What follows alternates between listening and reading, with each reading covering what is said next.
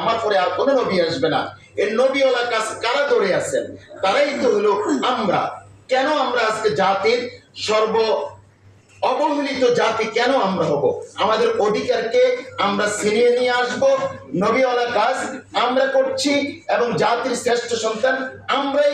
আমাদের অধিকারকে আমরা ফিরিয়ে নিয়ে আসার জন্য শানে সাহাবার সাথে আমরা একাত্মতা ঘোষণা করে আমরা যদি প্রতিটি মেম্বার থেকে আমরা যদি আহ্বান রাখি, সকল ঘরানার সকল ওলামায়ে কেরাম এই প্ল্যাটফর্মে যদি আমরা একসাথে কাজ করতে পারি, আমি মনে করি যে এই আমাদের এখানে সকল ঘরানার ইসলামিক দলের শীর্ষস্থানীয় ওলামায়ে কেরাম রয়েছেন।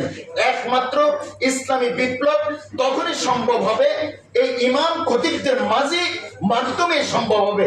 এর ব্যতিক্রম, এর ভিন্ন কোনো কিছু নয়।